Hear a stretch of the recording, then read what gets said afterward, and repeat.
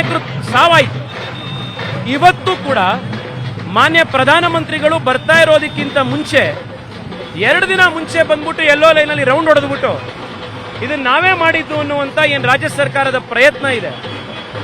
ಜನಕ್ಕೆ ಯಾರೇನ್ ಮಾಡಿದ್ದಾರೆ ಅನ್ನೋದು ಗೊತ್ತಿದೆ. ಜನ ಅದಕ್ಕೆ ಸರಿಯಾದಂತ ಸಂದರ್ಭದಲ್ಲಿ ಉತ್ತರ ಕೊಡ್ತಾರೆ.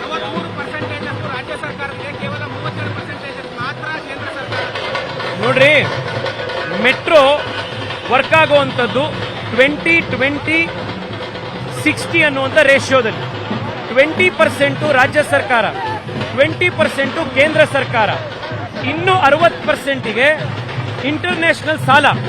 ಅದಕ್ಕೆ ಕೇಂದ್ರ ಸರ್ಕಾರ ಗ್ಯಾರಂಟಿ ಕೊಡುತ್ತೆ ಹೊರತು ರಾಜ್ಯ ಸರ್ಕಾರದವ್ರದ್ದಲ್ಲ. ಇವ್ರು ರಾಜ್ಯ ಸರ್ಕಾರದವ್ರು ಯಾರ್ದಾರೋ ಒಂದು ಇಂಟರ್ನ್ಯಾಷನಲ್ ಸಾಲ ತಗೊಳ್ಳಿ, ಇವ್ರ ಗ್ಯಾರಂಟಿ ಮೇಲೆ ನೋಡೋಣ.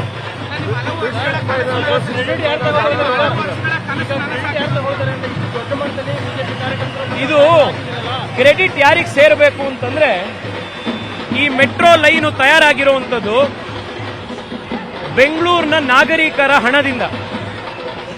ಯಾರು ಬೆಂಗಳೂರಿನಲ್ಲಿ ಕೂಲಿ ಕೆಲಸ ಮಾಡ್ತಾರೋ, ಹೋಟೆಲಲ್ಲಿ ಕೆಲಸ ಮಾಡ್ತಾರೋ, ಗಾರ್ಮೆಂಟ್ ಫ್ಯಾಕ್ಟರಿ ಕೆಲಸ ಮಾಡ್ತಾರೋ ಅಂತ ಬಡವ ಕೂಡ ಅವನ್ ತೆರಿಗೆ ಕಟ್ಟಿದಾನೆ.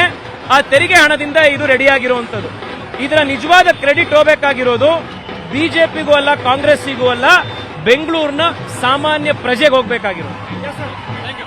ಅಮಾಯಕರು ಸಾವಾಯಿತು. ಇವತ್ತು ಕೂಡ ಮಾನ್ಯ ಪ್ರಧಾನಮಂತ್ರಿಗಳು ಬರ್ತಾ ಇರೋದಕ್ಕಿಂತ ಮುಂಚೆ 2 ದಿನ ಮುಂಚೆ ಬಂದ್ಬಿಟ್ಟು ಎಲ್ಲೋ ಲೈನಲ್ಲಿ ರೌಂಡ್ ಹೊಡೆದ್ಬಿಟ್ಟು ಇದನ್ನ ನಾವೇ ಮಾಡಿದ್ದು ಅನ್ನುವಂತ ಏನ್ ರಾಜ್ಯ ಸರ್ಕಾರದ ಪ್ರಯತ್ನ ಇದೆ. ಜನಕ್ಕೆ ಯಾರೇನ್ ಮಾಡಿದ್ದಾರೆ ಅನ್ನೋದು ಗೊತ್ತಿದೆ. ಜನ ಅದಕ್ಕೆ ಸರಿಯಾದಂತ ಸಂದರ್ಭದಲ್ಲಿ ಉತ್ತರ ಕೊಡ್ತಾರೆ.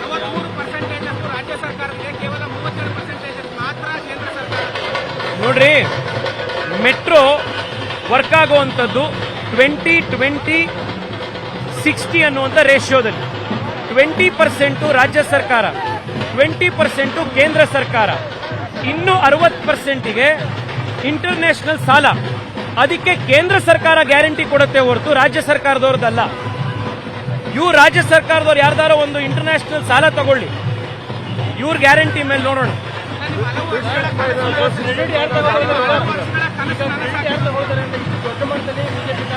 ಇದು ಕ್ರೆಡಿಟ್ ಯಾರಿಗೆ ಸೇರಬೇಕು ಅಂತಂದ್ರೆ, ಈ ಮೆಟ್ರೋ ಲೈನು ತಯಾರಾಗಿರುವಂಥದ್ದು ಬೆಂಗಳೂರಿನ ನಾಗರಿಕರ ಹಣದಿಂದ. ಯಾರು ಬೆಂಗಳೂರಿನಲ್ಲಿ ಕೂಲಿ ಕೆಲಸ ಮಾಡ್ತಾರೋ, ಹೋಟೆಲಲ್ಲಿ ಕೆಲಸ ಮಾಡ್ತಾರೋ, ಗಾರ್ಮೆಂಟ್ ಫ್ಯಾಕ್ಟರಿ ಕೆಲಸ ಮಾಡ್ತಾರೋ ಅಂತ ಬಡವ ಕೂಡ ಅವನ್ ತೆರಿಗೆ ಕಟ್ಟಿದಾನೆ. ಆ ತೆರಿಗೆ ಹಣದಿಂದ ಇದು ರೆಡಿಯಾಗಿರುವಂಥದ್ದು. ಇದರ ನಿಜವಾದ ಕ್ರೆಡಿಟ್ ಹೋಗಬೇಕಾಗಿರೋದು ಬಿಜೆಪಿಗೂ ಅಲ್ಲ, ಕಾಂಗ್ರೆಸ್ಸಿಗೂ ಅಲ್ಲ, ಬೆಂಗಳೂರಿನ ಸಾಮಾನ್ಯ ಪ್ರಜೆಗೆ ಹೋಗಬೇಕಾಗಿರೋದು.